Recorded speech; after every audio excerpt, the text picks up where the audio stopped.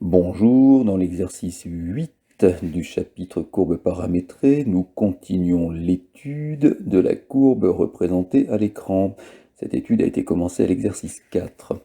On nous demande, dans la première question de l'exercice 8, de montrer que cette courbe possède un unique point singulier, singulier ou stationnaire. Un point est stationnaire si et seulement si, à la date t, le vecteur vitesse est nul. Nous avons déjà résolu ces deux équations à l'exercice 4 et montré que ceci a lieu si et seulement si la date t est égale à -1. Or, à l'instant -1, les coordonnées du point M sont x de -1 et y de -1 égale, le calcul a déjà été effectué à -1, -3. Nous venons de retrouver ici que la courbe possède un unique point singulier. Il est ici aux coordonnées -1, -3, position du point M à l'instant t égale à -1. On nous demande ensuite de déterminer un vecteur tangent à la courbe en ce point. Qu'est-ce que cela signifie? Nous savons qu'à l'instant t égale -1, la position du point M est la suivante, et nous cherchons à déterminer la position du point M à un instant qui est l'instant t égale -1 plus h. Cet instant est un instant juste avant l'instant t égale -1 si h est négatif, juste après l'instant t égale -1 si h est positif. Juste avant, juste après, il s'agit de faire une étude locale de la courbe de façon à montrer que localement, cette courbe ressemble à ça. Comment le faire? En calculant la position du point M à un instant juste avant si h est négatif, juste après si h est positif, c'est-à-dire en calculant x de -1 plus h et y de -1 plus h. X de -1 plus h, pour le calculer, vous utilisez la formule de x de t et vous trouvez 2 fois -1 plus h plus -1 plus h au carré, c'est-à-dire -2 plus 2h plus 1 moins 2h plus h2 égale -1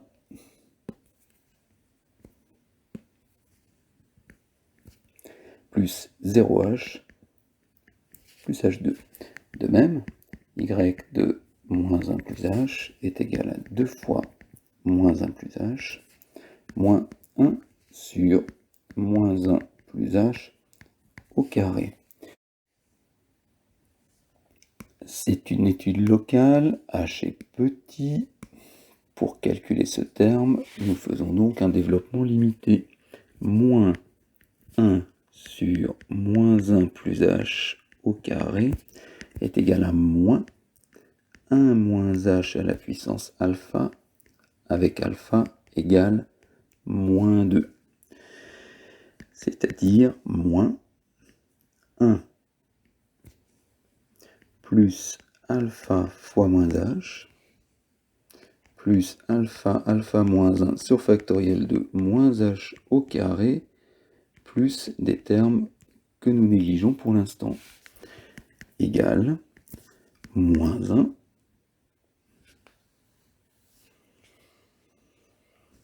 moins 2h moins 3h2 plus des termes négligés.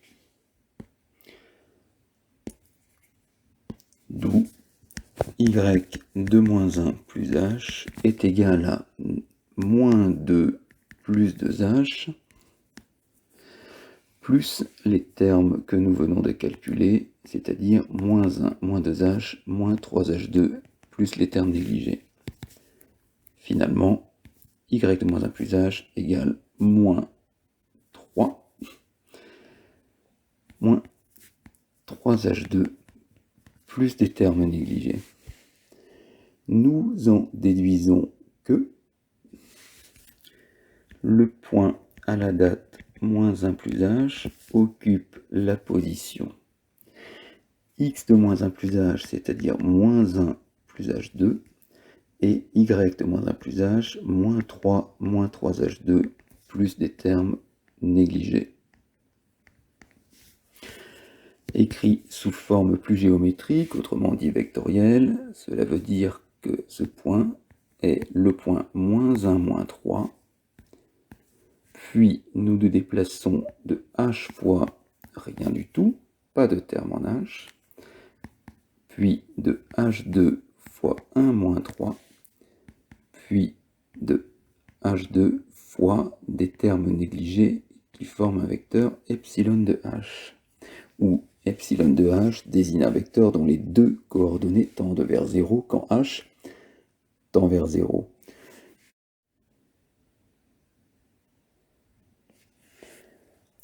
Nous voyons apparaître ici la position du point M à l'instant moins 1, plus un vecteur qui est nul, on ne se déplace pas, plus un vecteur de la forme un nombre positif fois un vecteur V, où par définition V sera le vecteur de coordonnées 1, moins 3, plus un vecteur que nous décidons de négliger. Que signifie le point M à l'instant moins 1? C'est le point représenté en vert sur la figure initiale de l'autre côté de l'écran. Que signifie que nous les déplaçons ensuite d'un vecteur nul? Cela signifie, d'après la formule de Taylor-Young qui précède cet exercice, que la vitesse à cet instant est nulle. Ce qui est normal, c'est un point stationnaire. C'est pour cette raison que nous sommes intéressés à faire l'étude locale de la courbe. Il fallait donc, s'il n'y avait pas d'erreur de calcul, que ce vecteur fût nul. Il reste à analyser le déplacement du point à des instants proches de l'instant moins 1, c'est-à-dire quand h est positif dans le futur, négatif dans le passé. Ces déplacements sont toujours proportionnels à un vecteur v. Ce vecteur v, on peut le dessiner. Ses coordonnées sont 1, moins 3. Voici le vecteur v. À des termes négligeables près, cela signifie que le point aux instants antérieurs ou ultérieurs à l'instant moins 1 se déplace en suivant ce vecteur v. Ce vecteur v est donc un vecteur tangent à la courbe. Ce vecteur tangent à la courbe, il est ici. Ceci répond à la deuxième question de l'exercice.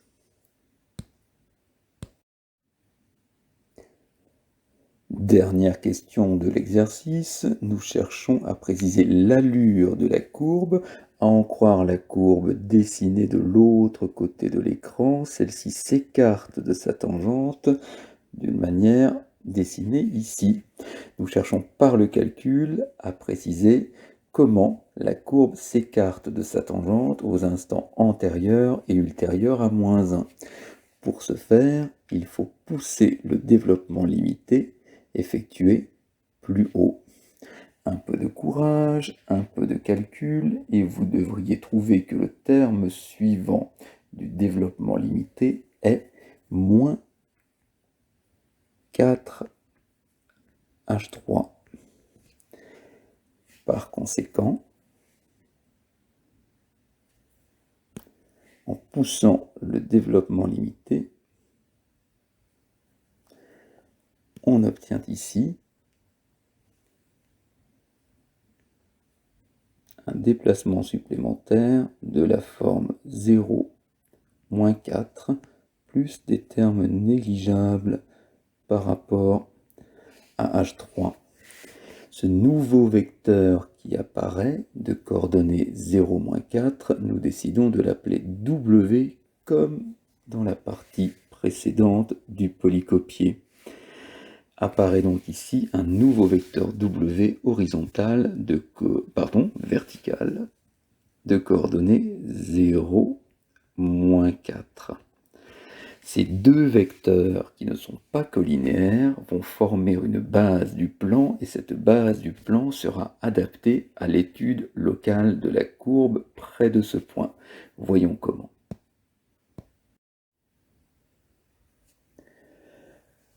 À l'instant -1, nous sommes ici. Un petit peu après, h est positif, nous nous déplaçons de rien du tout, le point est stationnaire, plus un nombre positif fois v, plus un nombre positif fois w. Nous arrivons donc, grosso modo, quelque part ici, de ce côté de la tangente, comme le vecteur V est tangent à la courbe, c'est donc que nous partons d'ici et ultérieurement nous nous dirigeons par là en étant tangent au vecteur tangent. Un petit peu avant h est négatif, nous partons du point M à la date -1, nous ne bougeons pas, le point est stationnaire, nous nous déplaçons de un nombre positif fois le vecteur V, plus, cette fois-ci, h est négatif à l'instant antérieur, un nombre négatif fois W. Nous remontons donc, et nous arrivons quelque part ici, c'est avant, nous venons de là, nous arrivons en tangentant le vecteur tangent, puis nous repartons de l'autre côté, où vous constatez sur la courbe initiale que c'est bien ce qui se passe. Nous arrivons par ici en tangentant le vecteur tangent et nous repartons par là en tangentant à nouveau le même vecteur de coordonnées 1, -3. Ceci est l'allure de la courbe. Pour être plus précis, vous constatez au vu du polycopier qu'il s'agit de ce qu'on appelle un point de rebroussement de première espèce.